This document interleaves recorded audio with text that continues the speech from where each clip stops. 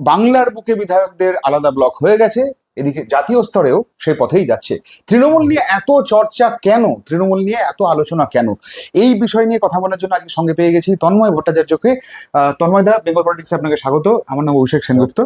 শুভেন্দু অধিকারী আপনার বন্ধু, খুবই ভালো বন্ধু। হ্যাঁ, শুভেন্দু অধিকারী মুখ্যমন্ত্রী হওয়ার পর আপনি আমাদের একটা ইন্টারভিউ দিয়েছিলেন, তখন শুভেচ্ছাও জানিয়েছিলেন, অভিনন্দন 100বার জানিয়েছিলেন। জানিয়েছি, কাল আবার দেখা হলে আবার জানাবো। হ্যাঁ, আপনার সঙ্গে শুভেন্দু অধিকারী কি দেখা সম্প্রতি হয়েছে? তার সঙ্গে কি কথা হয়েছে? না, এর মধ্যে দেখা হয়নি। ওই বিধানসভায় যেদিন বিধায়কদের শপথ গ্রহণ পর্ব চলছিল সেই দিন দেখা হয়েছিল। হুম। উম, স্বাভাবিক সৌজন্য বিনিময়, কারণ ও তার দুদিন আগে মুখ্যমন্ত্রী হিসেবে শপথ নিয়েছে। কোয়াইট ন্যাচারাল যে অত্যন্ত ব্যস্ত থাকবে, সেখানে আমার সঙ্গে অনেকক্ষণ খেজুরে আলাপ করবার মতো সময় ওর না থাকাই স্বাভাবিক, আর আমারও সে দাবি না করাই স্বাভাবিক। আমি গেছি, আমায় বলেছে আরে কমরেড আসুন আসুন। আমি ওকে বলেছি শুভেচ্ছা, ভালো করে কাজ করো, অনেক কিছু চাই তোমার কাছ থেকে। ও বলেছে হবে হবে, ব্যাস। প্রাক্তন মুখ্যমন্ত্রীর সঙ্গে বর্তমান মুখ্যমন্ত্রীর ফারাক কোথাও কি আপনি দেখতে পান? মানে আপনি বলছেন মমতা ব্যানার্জির সঙ্গে শুভেন্দু? হ্যাঁ। এই মমতা ব্যানার্জিকে না কারোর সাথে তুলনা করবেন না।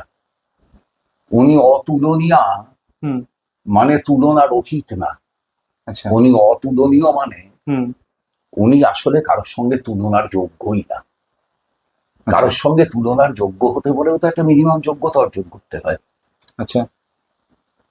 একটা কোনো কারোর সঙ্গে আমাকে যদি আপনার সঙ্গে তুলনা করা হয়, তাহলে আপনার যা গুণাবলী আছে তার কিছু তো আমার মধ্যে থাকতে হবে, বা উল্টোটা আপনাকে যদি আমার সাথে তুলনা।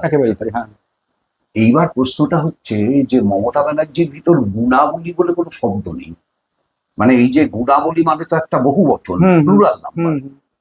গুণ, তার বলি, এই মিলে তো গুণাবলী। মমতা ব্যানার্জির গুণই বা কোনটা, আর সেই গুণের আবলি বা হবে হলো। সুতরাং মমতা ব্যানার্জির সঙ্গে কারোর তুলনা হয় না। উনি এই অর্থে অতুলনীয়া যে উনি অন্য কারোর সঙ্গে তুলনার অযোগ্য। আচ্ছা আচ্ছা। বিজেপি সরকারের 1 মাস পূরণ হলো, এই অ্যাঙ্গেল থেকে যদি আপনাকে জিজ্ঞেস করি যে 1 মাসের মার্কশিট যদি তৈরি করেন, কতটা নম্বর দেবেন আপনি? আমি একদমই নম্বর দেব না। তার কারণ হচ্ছে আমি মনেই করি না 1 মাস সময়টা কারো মার্কশিট তৈরি করার জন্য যথোপযুক্ত সময়। আচ্ছা। একটা সরকার সবে তৈরি হয়েছে, এবং এই রাজ্যে প্রথম তৈরি হয়েছে বিজেপি সরকার, অতীতে কোনোদিন ছিল না। ফলে একটা দল, যে দলের একটা নির্দিষ্ট মতাদর্শ আছে, আমার যতই অপছন্দ হোক একটি মতাদর্শ তাদের আছে, তাদের সরকার সেই মতাদর্শকে প্রতিষ্ঠিত করবার চেষ্টা করবে। এটা ধরে নিতে কোনো অসুবিধে হওয়ার কথা না। আমার বিচারে সেই মতাদর্শটা ভারতবর্ষের বহুমুখীনতা, ভারতবর্ষের সাংস্কৃতিক ঐতিহ্য, ভারতবর্ষের দেশজ পরম্পরা, ভারতীয় মূল্যবোধ, ভারতীয় সভ্যতার পরিপন্থী আমার বিচারে। কিন্তু আবার সরকারে থাকতে হলে পরে একটা ব্যবস্থার মধ্যে মানুষের জন্য কিছুটা রিলিফ, মানুষের জন্য কিছুটা সুযোগ সুবিধা করতে হয়। যেমন ধরুন, ইতিমধ্যেই এরা হঠাৎ করে মহিলাদের টিকিট লাগবে না করেছে। আমি এটা সমর্থনও করছি, বিরোধিতাও করছি। আমার স্ত্রী চিরজীবন কেন্দ্রীয় সরকারের চাকরি করেছেন, পেনশন পান। আমার স্ত্রী কেন বিনা পয়সার বাসে যাবেন? আমার বাড়িতে যে ভদ্রমহিলা কাজ করেন, পরিচারিকা, তিনি যদি বিনা পয়সা সরকারি বাসে যাওয়ার সুযোগ পান, আমি সেটাকে স্বাগত জানাবো। অর্থাৎ এই যে অ্যাডভান্টেজটা, যেমন ওই লক্ষ্মীর ভান্ডার যখন চালু হলো, কোনো নিয়ম নেই, যে খুশি সেই পাবে। একই বাড়ির পরিচারিকা, পুরুষ মানুষও পাচ্ছে, একই বাড়ির পরিচারিকা লাইনে দাঁড়াচ্ছে, সেই বাড়ির মালকিন গলায় 3 ভরির হার পরে লাইনে দাঁড়াচ্ছে, ব্যাংকের লাইনে, আবার পুরুষ মানুষ তো পেয়েছে। ফলে এই যে ধরুন, এটাই যদি সত্যিকারের দরিদ্র, নিপীড়িত, গরিব মানুষ পাবে এই পদ্ধতিতে চালু করা হতো, তাহলে অনেক বেশি গরিব মানুষ উপকৃত হতে পারতেন। তখন ওটা সমর্থনযোগ্য হতো সম্পূর্ণ। এখন এটাকে প্রকল্প ভালো, কিন্তু তার ব্যবহারিক প্রয়োগ ত্রুটিহীন না, এটা বলতে হচ্ছে। ঠিক একই রকম ভাবে এই মহিলাদের টিকিটের প্রশ্ন একই কথা বলতে হচ্ছে। আবার ধরুন, এরা নেমেই হঠাৎ হকার উচ্ছেদে মেতে গেল, কেন, কি প্রয়োজন ছিল? সময় নেওয়া যেত, বলা যেত এই জায়গায় এই প্রজেক্ট আছে, সেই প্রজেক্ট রূপায়ণের জন্য এই সহযোগিতা এখানকার মানুষদের করতে হবে, আমরা আপনাদের জন্য বিকল্প এই ব্যবস্থা করতে পারবো, এটা পারবো না, পরিষ্কার বলে দেওয়া যেত এটা পারবো এটা পারবো না। আমরা তো যখন অপারেশন সানশাইন হয়েছিল, জ্যোতি বসুর সরকার তো বলে দিয়েছিল যে গ্যালিপ স্ট্রিটে এইটা আমরা পারবো, সেখানে আপনাদের যেতে হবে, এটা পারবো না। গড়িয়াহাটে তো হয়েছিল, কসবায় মার্কেট তো তৈরি হয়েছিল। সুতরাং আমরা যেটা পারবো সেটা আমরা বলে দিয়েছি। তারপরে কি হকার উচ্ছেদ হয়নি? হয়েছে। কিন্তু সেটা ছিল একটা আলাপ আলোচনা, একটা তর্ক বিতর্ক, একটা জনমত, একটা বিকল্প ব্যবস্থা। সেই ব্যবস্থা কারো কাছে গ্রহণযোগ্য, কারো কাছে অগ্রহণযোগ্য, এই সবকিছুর পরিসমাপ্তিতে আপনি হঠাৎ একদিন রাত্রির বেলায় এসে দমদম স্টেশন থেকে মানুষের রুটি রুজির ব্যবস্থা তুলে দিলেন। আমাদের রাজ্যে, আমাদের দেশে 68,000 কিলোমিটার রেল লাইন আছে। আমাদের দেশে 7,364টা রেল স্টেশন আছে। আমাদের দেশে 4 কোটি মানুষ হকারি করেন, 4 কোটি। এর ভিতর একটা সাধারণ সমীক্ষা, কতটা তথ্যভিত্তিক আমি বলতে পারবো না, তারা বলেছিলেন যে 2.5 কোটি একমাত্র হকারিটাই জীবিকা, বাকি 1.5 কোটি অন্য জীবিকার সাথে সাথে হকারি করেন। আচ্ছা। আমি নিজে ব্যক্তিগতভাবে সাক্ষী। আমাদের পাড়াতেই একজন একটি সরকারি অফিসে চাকরি করতেন, দমদম স্টেশনে তার একটি দোকান ছিল। তিনি সকালবেলা 8:30 নাগাদ বাড়ির থেকে বেরোতেন, দমদম স্টেশনে যেতেন, ঘন্টাখানেক দোকানদারি করতেন, তারপর ট্রেন ধরে অফিস যেতেন, আবার বিকেলবেলা 4:30 5টায় অফিস থেকে বেরোতেন, 5টা 5:30টায় আবার দমদম স্টেশনে নামতেন, রাত্রি 9টা পর্যন্ত আবার ওখানে দোকান চালাতেন, তারপর 9টার পরে বাড়িতে 9:30 পৌনে 10টায় আসতেন। এই রাস্তাটা নিয়ে হেঁটে হেঁটে যেতেন। আমার নিজের জীবনে দেখা। তাহলে এই লোকটার একটা বিকল্প জীবিকা ছিল। কিন্তু এমন তো অনেক লোক আছে যাদের কোনো বিকল্প জীবিকা নেই। সেটা সেগ্রিগেট করা যেত, আপনার জন্য কোনো পুনর্বাসন হবে না বলা যেত। আপনি প্রকৃতই দরিদ্র, আপনার অন্য কোনো জীবিকা নেই, আপনার জন্য এই বিকল্প জীবিকার ব্যবস্থা করতে পারবো বলা যেত। আচ্ছা পারছি না, আপনার দোকানটা এখান থেকে সরিয়ে ওখানে যাবে, এটা বলা যেত। বিভিন্ন অল্টারনেটিভ নিয়ে একটা আলোচনা করা যেত। কিন্তু মুশকিল হচ্ছে যে আমি এক রাত্রিরে হঠাৎ বুলডোজারের গুঁতোয় সবকিছু তুলে দিলাম, এটা তো কোনো সমস্যার সমাধান না। এটা তো মানুষের উপর ক্ষমতার জোরের আস্ফালন, এটার বিরোধিতা করছি।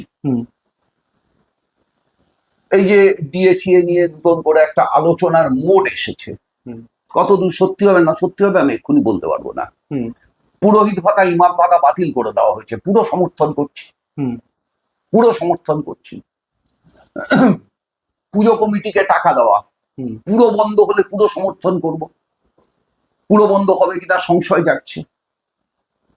নতুন কোন প্যাচগোজ বেরোবে বুঝতে পারছি না।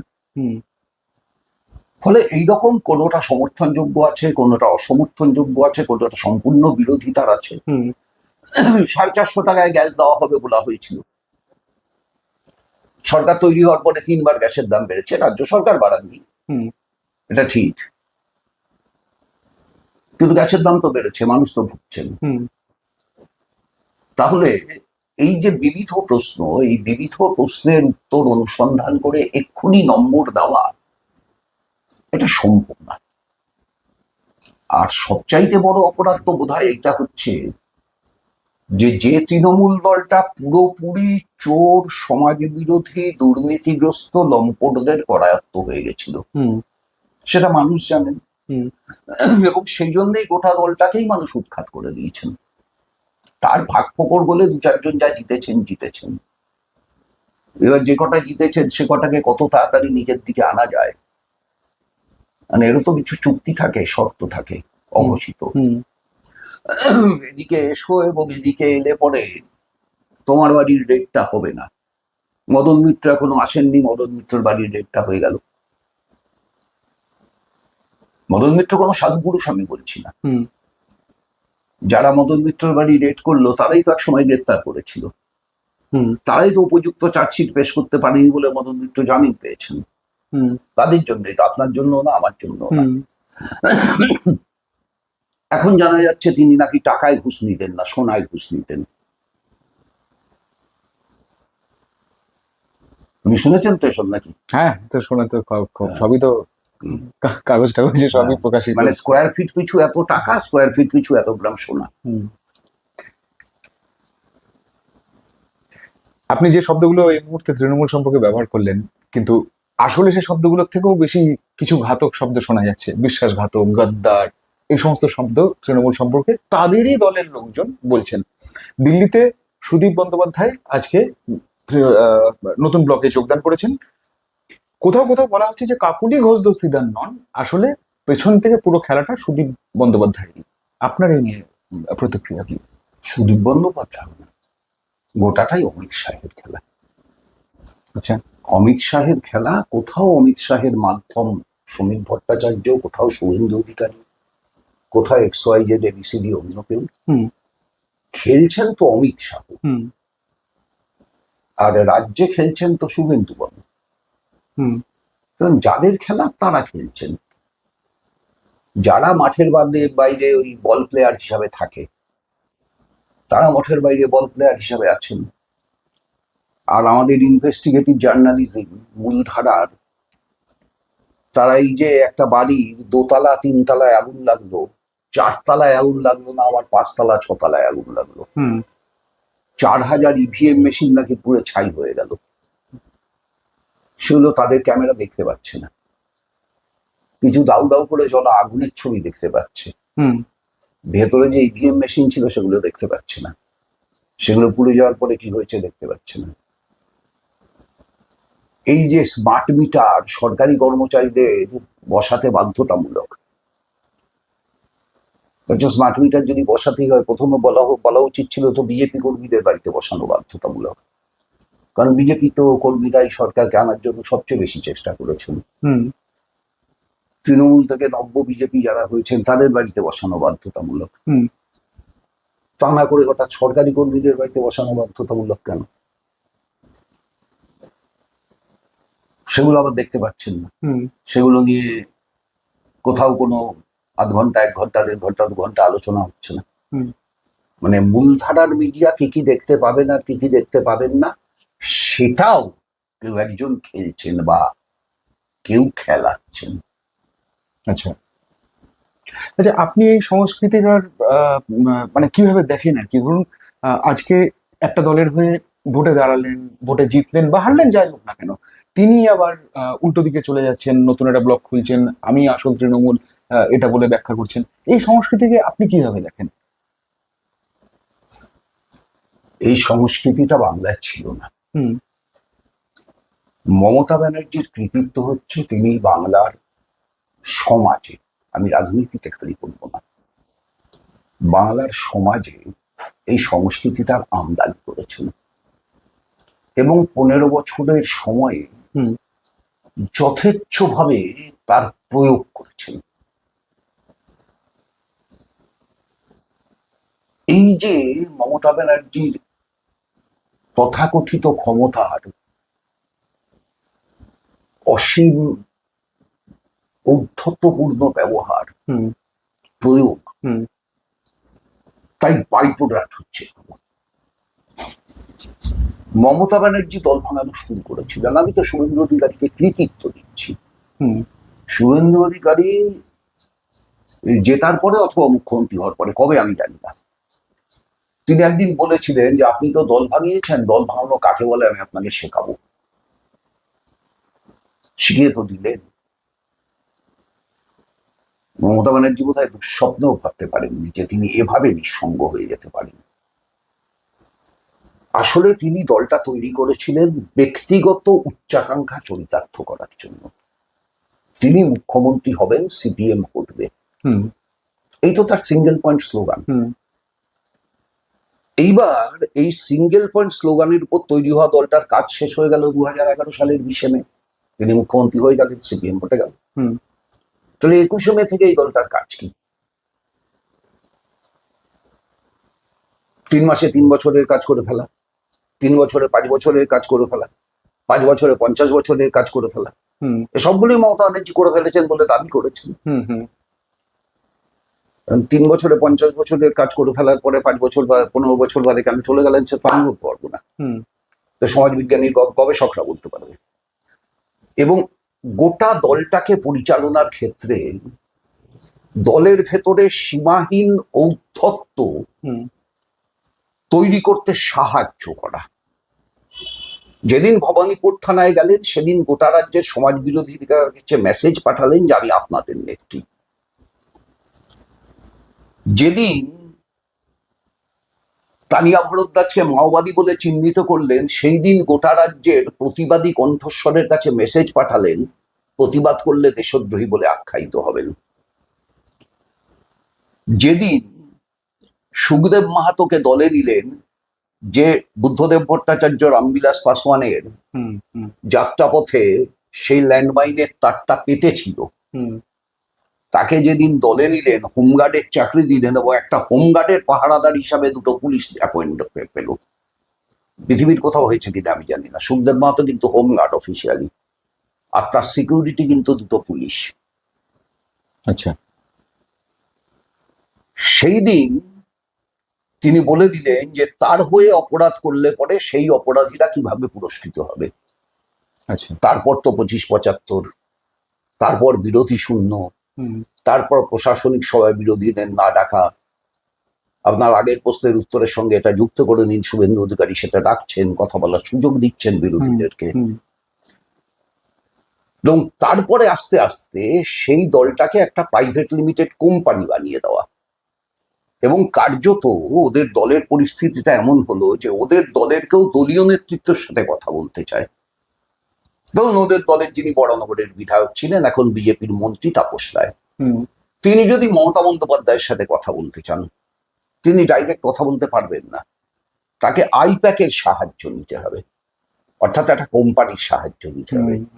দলের নেতা দলীয় সর্বোচ্চ নেতৃত্বের সাথে কথা বলেন কোম্পানির সাহায্যে। তার মানে দলটা একটা প্রাইভেট লিমিটেড কোম্পানি হয়ে গেল।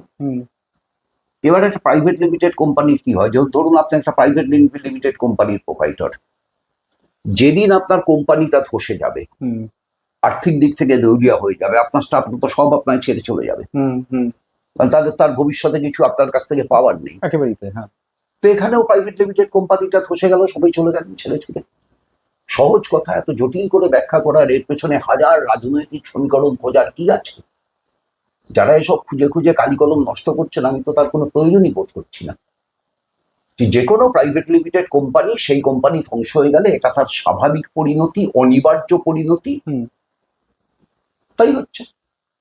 সেই কোম্পানির এমপ্লয়ি থাকা, যদি এই অ্যাঙ্গেলই ভাবি, সেই কোম্পানির এমপ্লয়ি ছিলেন যিনি এতদিন, তিনি বহিষ্কৃত হলেন, কিন্তু দেখা যাচ্ছে বিধানসভায় তিনি বড় বিরোধী দলনেতা হিসেবে প্রতিষ্ঠা পেয়ে গেলেন। ঋতব্রত বন্দ্যোপাধ্যায় বাম নেতা ছিলেন এক সময়। তো এইটাকে কিভাবে দেখেন আপনি? মানে ঋতব্রত বন্দ্যোপাধ্যায় বিরোধী দলনেতা, মানে তিনি কি কার্যত খানিকটা, মানে আমার যেটা মনে হচ্ছে, মানে যে প্রশ্নটা আমি আপনাকে করতে চাই সেটা হচ্ছে যে এই জায়গাটাতে পৌঁছানোর বা ভাবার জায়গা কি হয় যে একজন ঋতব্রত বন্দ্যোপাধ্যায়ের মতন একজন নেতা তিনি বিরোধী দলনেতায় উঠবেন? আমরা দেখেছি সূর্যকান্ত মিশ্র ছিলেন বিরোধী দলনেতা। ঋতব্রত না হলে শুভব্রত হতো, শুভব্রত না হলে অমিতাভ ব্রত হতো, মানে কেউ না কেউ একটা হতো আর কি। বাংলা কথাটা কি? বাংলা কথাটা হচ্ছে যে 80টা জিতেছে সেই 80টার 3/4কে 80 থেকে বের করতে হবে। এবার সেই 3/4 ভিতর যে কোনো একজন হবে, সে তো চলবে কর্তার ইচ্ছা।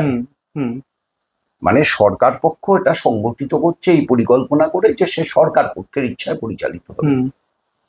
তা আমি যখন পরিচালিত হব আপনার ইচ্ছায়, তখন আমি নিজস্বকে, আমার যোগ্যতা অমুকের মতো কিনা তমুকের মতো কিনা এসব দরকার কি? আমি পরিচালিত হবো আপনার ইচ্ছায়, তাহলে আমার যোগ্যতার প্যারামিটার মাপার দরকারটা কি আছে? কিন্তু একজন নেতা ধরুন আপনাদের বাম দলে থাকাকালীন বহিষ্কৃত হয়েছেন, পরে আবার বহিষ্কৃত হয়েছেন, মানে আমি বলতে চাইছি যে আপনিও তো ঋতব্রত বন্দ্যোপাধ্যায়। দেখুন, আমাদের দলে বহিষ্কৃত হওয়াটা একটা বহিষ্কৃত হওয়া, আর তৃণমূলের বহিষ্কৃত হওয়াটা কোনো বহিষ্কৃত হওয়া না।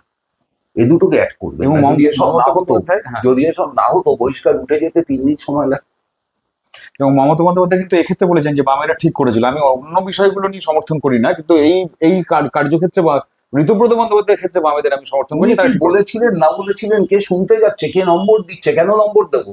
বামেরা ঠিক করেছিল সেদিন নিয়েছিলেন কেন? যদি বামেরা ঠিকই করে থাকে সেদিন আপনি নিয়েছিলেন কেন? দুধ কলা দিয়ে পুষেছিলেন কেন? আজকে বলছেন মামেরা ঠিক করেছিল, তখন কি করছিলেন? কি যায় আসে উনার সব কথার? উনার কোনো কথার কোনো উত্তর জবাব কোনো কিছুর কোনো প্রয়োজনই নেই। বাঙালি সমাজের প্রয়োজন নেই আর উনার কোনো কথার জবাব দেওয়ার। শেষ করে দিয়েছেন বাংলাটাকে 15 বছর ধরে। একটা বেকার ছেলে মেয়ের কাজের ব্যবস্থা করেননি, শিক্ষাকে রসাতলে পাঠিয়েছেন, স্বাস্থ্যকে রসাতলে পাঠিয়েছেন, দুর্নীতিতে ভরে দিয়েছেন। অস্বীকার করতে পারবেন আজকে এই যে কোটি কোটি টাকা বেরোচ্ছে উনার দলের এক একটা নেতার কাছ থেকে, উনি কিচ্ছু জানতেন না? দিলীপ মন্ডলের প্রাসাদ উপম বাড়ি তৈরি হচ্ছে, উনি জানতেন না? উনি জানতেন না সব্যসাচী দত্তের কত টাকা আছে? উনি জানতেন না সুজিত বোসের কত টাকা আছে? উনি জানতেন না শেখ শাহজাহান কিংবা শওকত মোল্লা কোন অপরাধে অপরাধী? ন্যাকামো করছেন। রাজ্যের মুখ্যমন্ত্রী মাঝে মাঝেই তো আমরা দেখতাম ওই সব কি বলে তথাকথিত ওনার ওই সাজানো প্রশাসনিক সভায় অমুককে ডেকে বলছেন, তমুককে ডেকে বলছেন, এই তুই তো খালি বোম্বা দিস, এই ওখানে সব জমি দখল হয়ে যাচ্ছে কি করে? জানতেন তো সবই, করেননি কেন কাজের কাজ? আপনার কি কোথাও মনে হয় তন্ময়দা যে মমতা বন্দ্যোপাধ্যায়, রাজনীতিবিদ মমতা বন্দ্যোপাধ্যায় কার্যত তার মানে তিনি কার্যত শেষ হয়ে গেলেন? মমতা বন্দ্যোপাধ্যায় কোনোদিন রাজনীতিবিদ ছিলেন না। মমতা বন্দ্যোপাধ্যায় ছিল একটি নির্মাণ, তাকে তৈরি করা হয়েছিল। আচ্ছা। দেশি বিদেশি সমস্ত প্রতিক্রিয়ার শক্তির প্রয়োজন ছিল। পশ্চিমবাংলায় বামফ্রন্ট বিরোধী একটি মুখের নির্মাণ, সেই মুখ হিসেবে তারা মমতা ব্যানার্জিকে বেছে নিয়েছিলেন। আপনাকে আমি জাস্ট মনে করাবো, মমতা ব্যানার্জির মাথায় লাঠির বারো মারল লালু আলম। মনে পড়ছে। মমতা ব্যানার্জি লালু আলমকে তার সঙ্গী করে নিলেন। মমতা ব্যানার্জির নেতা হওয়ার সময়কালে খুন হলো রিজওয়ানুর রহমান। হ্যাঁ। প্রধান দুজন অভিযুক্ত হলো জ্ঞানবল সিং এবং প্রদীপ টলি। মমতা ব্যানার্জি এই দুজনের কঠোরতম শাস্তি চাইলেন, তাই নিয়ে রাস্তায় হাজার হাজার মিছিল করলেন, বন্ধ করলেন। মমতা ব্যানার্জির সরকার তৈরি হওয়ার পরে জ্ঞানবল সিং প্রমোটেড হলেন, আর প্রদীপ টলি মমতা ব্যানার্জির দলের অবাংলা ভাষাভাষীদের সংগঠনের সর্বোচ্চ চূড়ায় বসলেন। মমতা ব্যানার্জি এর কথা আগে বললাম, সুখদেব মাহাতোর কথা। জ্ঞানেশ্বরী হত্যাকাণ্ড, মমতা ব্যানার্জির রেলমন্ত্রী ঘটালেন কে? ছত্রধর মাহাতো এবং তার দলবল। তিনি তৃণমূলের মুখপাত্র হলেন। মমতা ব্যানার্জি নন্দীগ্রাম নিয়ে সবচাইতে বেশি মুখরা ছিলেন। নন্দীগ্রামের গুলি চালনার সময় রাজ্যের স্বরাষ্ট্র সচিব মনীশ গুপ্ত, তাকে মমতা ব্যানার্জি বুদ্ধদেব ভট্টাচার্যের বিরুদ্ধে যাদবপুরে প্রার্থী করলেন। তিনি জিতলেন, জিতে রাজ্যের বিদ্যুৎ মন্ত্রী হলেন। তারপরে তাকে এখন রাজ্যসভায় পাঠানো হয়েছে, তিনি এখন রাজ্যসভার এমপি। মমতা ব্যানার্জি বাইরের রাজ্য থেকে সেখানকার রাজ্যসভার সাংসদকে ইস্তফা দিয়ে এখান থেকে নিয়ে এসে রাজ্যসভার সাংসদ করে পাঠালেন কেডি সিং।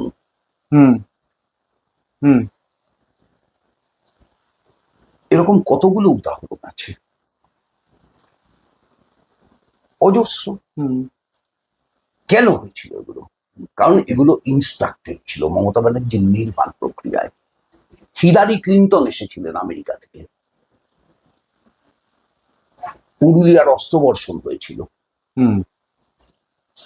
এই সবগুলোকে যদি আপনি বিচ্ছিন্ন বিচ্ছিন্ন ঘটনা বলে ধরেন, সেই বিচ্ছিন্ন বিচ্ছিন্ন ঘটনার ভিতর একটা কমন যোগসূত্র ছিল, সেটা হচ্ছে বামফ্রন্ট বিরোধী মনোভাবে পশ্চিমবাংলার মানুষকে উদ্বুদ্ধ করতে হবে, বামফ্রন্ট বিরোধী নাশকতামূলক কাজকর্মকে উৎসাহিত করতে হবে।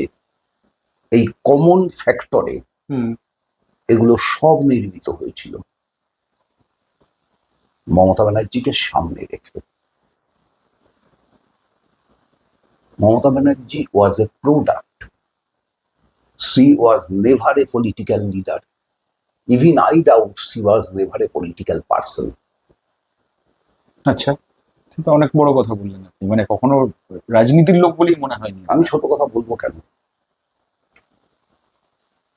মানে একই সঙ্গে ধরুন একটা বিষয় এই মুহূর্তে সামনে আসছে, মানে বিশেষ করে ভোটে হারার পর থেকে আর কি, ক্ষমতা থেকে তৃণমূল সরকার সরে যাওয়ার পর থেকে অভিষেক বন্দ্যোপাধ্যায় কার্যত মমতা বন্দ্যোপাধ্যায় ছত্রছায়ায় স্নেহ ছায়ায় তো বড় হয়েছেন। আপনার কোথাও কি অভিষেক বন্দ্যোপাধ্যায়কে লিডার বলে মনে হয়েছে? অন্য পার্টি, সেই পার্টির একটা ক্যারেক্টার, সে লিডার না লিডার আমার কি দরকার ব্যাখ্যা করার? মনে হয় যে মুখ্যমন্ত্রী ছিল, তাকে নিয়ে দুটো কথা বলতে পারি। কে অভিষেক বন্দ্যোপাধ্যায়, তাকে নিয়ে আমার কথা বলতে হবে? কে সে? Who is? আমার তাকে নিয়ে কথা বলতে হবে? কেন বলতে যাবো আমি তাকে নিয়ে কথা? এই যে এত লোকের, মানে তৃণমূলের এত নিচে তলার এত কর্মী, ধরুন পুরো প্রধানে ও সে, তাদের সবার বিরুদ্ধে তারা গ্রেপ্তার হচ্ছেন, তাদের বিরুদ্ধে দুর্নীতির অভিযোগ উঠছে, কিন্তু যারা উপর মহলের নেতা তাদের বিরুদ্ধে তো কোনো অভিযোগ এই ধরনের এখনো পর্যন্ত তো শোনা যায়নি, মানে যারা গ্রেপ্তার হচ্ছেন এরকম বিষয় তো দেখা যায়নি। ওই যে বললাম, এই যে ভাঙতে হবে হুম 60 ওটা 62 68 যা খুশি হোক, হুম মানে কি? মানে এগুলো হলে তোমার বিরুদ্ধে এগুলো হবে না। সিম্পল অঙ্ক। এদেরও প্রত্যেকে হুম যদি এইরকম সম্পত্তির খোঁজ খবর করা যায়, হুম তাহলে প্রচুর বেরোবে। খালি বাদুড়িয়ার চেয়ারম্যানের 3 কোটি 4 লক্ষ টাকা বেরোবে, হুম আর বাদুড়িয়ার এমএলএ কিচ্ছু বেরোবে না, এরকম কখনো হয় নাকি?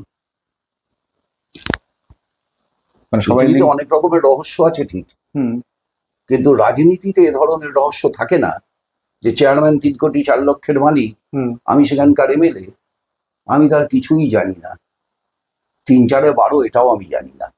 এটা তো বরাবর মমতা বন্দ্যোপাধ্যায় সম্পর্কে বলা হয়েছে যে সবাই দুর্নীতি করে, উনি কোনো খবর, মানে ওনার কাছে এই সমস্ত, উনি এসবের ঊর্ধ্বে, এ তো বলাও হয়েছে। হ্যাঁ, উনি তো ঊর্ধ্বেই। উনি 75-এ, যারা দুর্নীতি করেছে তারা 25-এ। 75 তো 25-এর থেকে অনেক ঊর্ধ্বে অবস্থান করে। আপনি কি অঙ্ক জানেন না? এই পরিস্থিতিতে একটা চর্চা বারবার ফিরে আসছে, সেটা হচ্ছে যে যেহেতু তৃণমূল কার্যত অনেকটাই মুছে গিয়েছে বাংলা থেকে, এই শব্দটা বলতে হচ্ছে, যেহেতু তারা একটা নতুন ব্লক তৈরি করেছে, নতুন লোগো টোগো নিয়ে হয়তো ওরা নির্বাচন করবে, সে তো অন্য বিষয়। বামেদের এখন বিরোধী পরিষদটাতে বামেরাই সবচেয়ে বেশি গ্রহণযোগ্য হয়ে উঠেছে। আপনার কি মনে হয় বিজেপির সঙ্গে লড়াইটা কঠিন হলো, নাকি লড়াইটা কম্পারেটিভলি সহজ হলো? ব্যাপারটা কঠিন সহজের না। বিজেপি পরিচালিত হয় আরএসএস দ্বারা। হুম আরএসএস এর একটি নির্দিষ্ট মতাদর্শ আছে।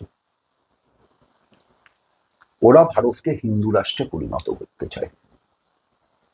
ওরা এক দেশ, এক জাতি, এক ধর্ম, এক দেবতা, হুম এক ভাষা, এই স্লোগানে বিশ্বাস করে।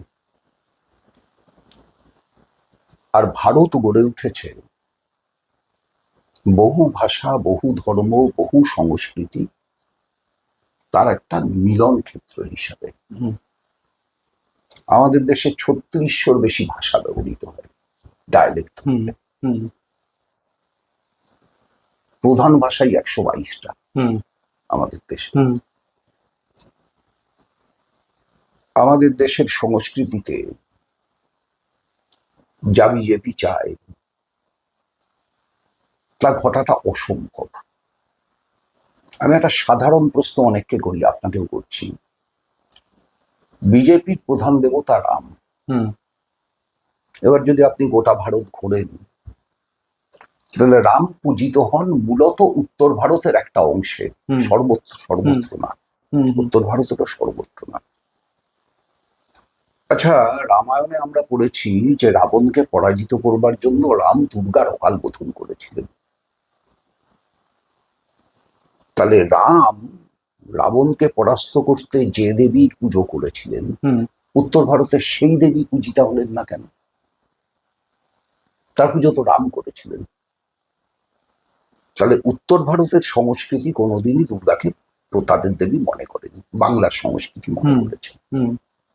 উড়িষ্যার সংস্কৃতি জগন্নাথকে মনে করেছে, তামিলনাড়ুর সংস্কৃতি মীনাক্ষীকে মনে করেছে, হুম।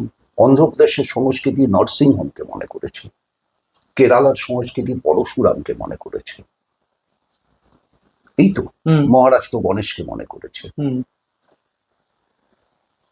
এই যে বহু ধাপ, এটাকে আপনি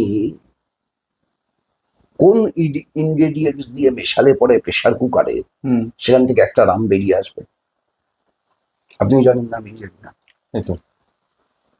ভারতবর্ষ মানে আর্য সভ্যতা, আর্যেতর সভ্যতা। হুম। হুম। ভারতবর্ষ মানে দ্রাবিড় সভ্যতা। ভারতবর্ষ মানে কোল, ভিল, মুন্ডা, ওরাও, হুম। তাদের সভ্যতা। হুম। হরপ্পা মহেঞ্জোদারোর নালীগুলো আর্যরা বানাননি, হুম। অন্যরা বানিয়েছিলেন। আবার আমাদের প্রথম রাম এসে শূর্পণখাকে তাড়ালেন, তারকাকে তাড়ালেন। সেই জমি কি কাজে ব্যবহৃত হলো? ঋষি বিশ্বামিত্রের তপবন বানানোর কাজে। হুম। খেয়াল করবেন, হুম। হুম। হুম। তাহলে জমি থেকে অনার্যরা সরে যাচ্ছে, আর্য ঋষির তপবন তৈরি হচ্ছে। তাহলে আসলে ওটা কি ছিল? জমি দখল। হুম। এই যে প্যালেস্তাইনে ইসরায়েল যেটা করছে সেটা তো জমি দখল। তো একইভাবে রাম তো জমি দখলই করেছিলেন তারকাকে তাড়িয়ে। তারকারা তো ওখানকার আদিবাসী না। হুম। আপনি তাকে একটা রাক্ষসী নাম দিয়েছেন, তা আসলে তো তারা অনার্য। হুম। ভারতবর্ষের ইতিহাস হচ্ছে এই আর্য অনার্যের সংঘাতের ইতিহাস, অনার্যদের পালিয়ে যাওয়ার ইতিহাস। এইবার সেই তারকারা পালিয়ে চলে গেল, ওই জমি আর্যদের হলো। হুম। আমাদের দ্বিতীয় রাম পরশুরাম এলেন, তখন ওখানে আর অনার্যরা নেই। তিনি এসে সেই জমিতে কিন্তু বড় বড় গাছ তো আছে, বড় বড় জঙ্গল তো আছে। প্রথম রামের অস্ত্র তীর ধনুক, হুম। মানুষ তাড়াতে লাগে, গাছ কাটতে লাগে না। দ্বিতীয় রামের অস্ত্র পরশুরাম, কুঠার, গাছ কাটতে লাগে। সেই জমিকে সমতল করলেন, হুম। চাষযোগ্য করলেন। আমাদের তৃতীয় রাম বলরাম, হুম। তার হাতিয়ার লাঙল, তিনি সেই জমিতে চাষ করলেন। আমাদের তিনটে রাম, তার পৌরাণিক কাহিনী আসলে বস্তুবাদী দৃষ্টিকোণ থেকে ভারতবর্ষের কৃষি বিকাশের ইতিহাস। এই যে সমাজ বিজ্ঞানের ব্যাখ্যা, হুম। এটা গ্রহণ না করে আপনি যদি একটা রামকে দেবতা বানিয়ে বাকি দুটো রামকে সাইড লাইনে ফেলে দেন, তাহলে সেই রামের কাজ তো অসম্পূর্ণ থেকে যাবে। জমিগুলো দখল হলো, বিশ্বামিত্রের তপবন হলো, কি হলো তারপরে? এই যে শস্য শ্যামলা মাতৃভূমিটা তৈরি হলো, সুজলা সুফলা গানের লাইন হুম। বঙ্কিমচন্দ্র লিখলেন হুম। তার বন্দে মাতরম সঙ্গীতে, এর উৎস তো এখান থেকে। তাহলে বন্দে মাতরমকে নম্বর দেবেন, তার উৎসের সমাজ বিজ্ঞানীর চোখে দেখবেন না, এবং সোনার পাথর বাটি হয় না। ফলে এই সবকিছু মিলে ভারত, হুম। এই ভারতে বাবর আসার অনেক আগে ইসলাম এসেছে। হুম। হুম। বাবর তো এসেছেন 1530 খ্রিস্টাব্দে। হুম। আমি যতদূর পড়াশোনা করেছি, ইসলাম এদেশে আসার সবচাইতে পুরনো সাল আমি পেয়েছি 1110 না 1116 খ্রিস্টাব্দ। ক্লোজ টু ওরকমই। কেরালা এসেছিল প্রথম হুম। বাণিজ্য করার জন্য। ফলে ইসলাম আর বাবর হুম। এ দুটো একসাথে আসেনি। হুম। ফলে আপনি যদি আজকে বলেন যে বাবর ভারত দখল করে এদেশে ইসলামের বিস্তৃতি ঘটিয়েছে, ভুল, ইতিহাসের বিচারে ভুল। ফলে আপনি গোটা দেশের যে সামগ্রিক ইতিহাসটা আছে, সেই ইতিহাসটাকে বদলে দিয়ে একটা নতুন ইতিহাস নির্মাণ করবেন। হুম। হিন্দি, হিন্দু, হিন্দুস্তান, স্থানটাকে স্থান করে দেবেন। হুম। এটা ইচ্ছের জগতে যতটা জায়গা নিয়েই থাকুক না কেন, ভারতের মাটিতে এটাকে জায়গা দখল করতে হলে পরে এ মাটির অনেক রূপ, রস, লাবণ্য, বৈচিত্র্যকে বদলে ফেলতে হবে। মানে এই লড়াইটার মধ্যে, যে বিরোধী পরিসরে যে লড়াইটা যেটা আপনারা শুরু করেছেন, ভোটের রেজাল্ট বেরোনোর ঠিক 4 দিনের মধ্যেই শুরু করেছেন, এবং গতকাল রাত না পর্যন্ত না, ভোটের লেগে 4 দিনের মধ্যে কেন, যে সময় আরএসএস তৈরি হচ্ছে সেই সময় থেকেই এই লড়াই। যে আরএসএস যে ভারত বানাতে চায়, ভারত সে ভারত চায় না। এই লড়াই আরএসএস এর জন্ম 1925-এ, তখন থেকে এই লড়াই। তো এই লড়াই চলছে। লড়াই কখনো জোরদার হয়েছে, কখনো একটু পিছু হটেছে, এখন অনেকটা পিছু হটেছে, নিয়ে কোনো সংশয় নেই। কিন্তু সাথে সাথে গোটা দেশ জুড়ে আরএসএস এর মার্কিন সাম্রাজ্যবাদের কাছে আত্মসমর্পণ প্রকট হচ্ছে। আপনি ভাবুন, একে কোনোদিন কষ্ট কল্পনাতে ভাবতে পারে যে আমাদের 3 জন নাবিক, তারা হরমুজ প্রণালীর কাছে আমেরিকার গোলাবর্ষণে নিহত হলো। ইরান পর্যন্ত তার প্রতিবাদ করলো। এখন পর্যন্ত ভারতের প্রধানমন্ত্রী কোনো প্রতিবাদ করলেন না। ভারতের 3 জন নাবিক, এই নিয়ে 3 বার ভারতীয় জাহাজে আক্রমণ হলো, আমেরিকান গোলা এলো, ভারতের কোনো প্রতিবাদ নেই। আপনি বুঝুন, ভারত সরকারের বিরুদ্ধে এখন সবচাইতে বড় যে অভিযোগটা, আমাদের মিডিয়াগুলো চুপ করে আছে, রিজার্ভ ব্যাংক নাকি 2 লক্ষ কোটি টাকার সোনা বিক্রি করেছে। তার সঞ্চিত সোনার থেকে। দেশ এত ক্রাইসিসে পড়েছে, দেশের সোনা বিক্রি করতে হয়নি কোনোদিন, একবার কিছুটা বন্ধক রাখতে হয়েছিল, বিক্রি করতে হয়নি। এবার সরাসরি বিক্রি করতে হয়েছে।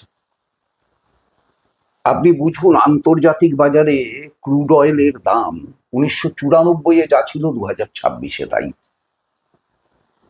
আর আমাদের পেট্রোল ডিজেলের দাম, রান্নার গ্যাসের দাম পাল্লা দিয়ে দিয়ে বাড়ছে। আপনি বুঝুন,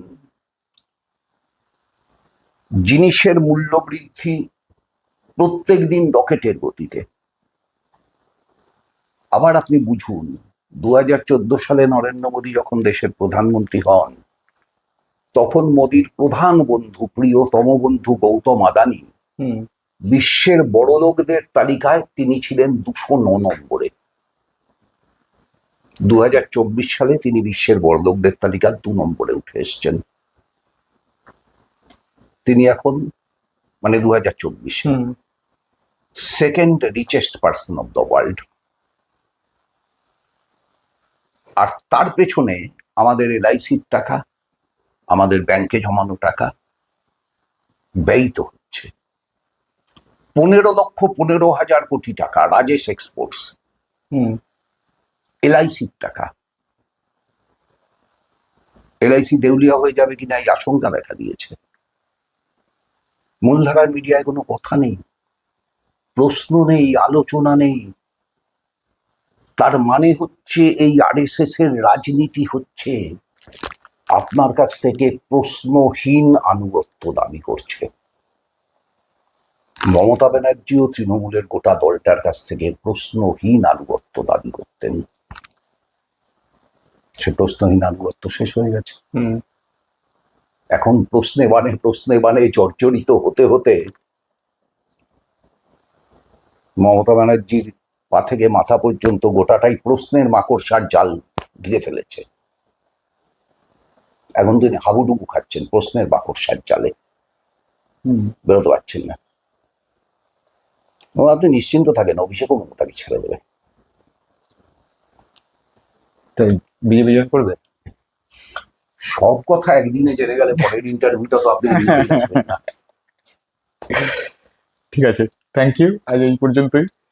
ভালো থাকবেন।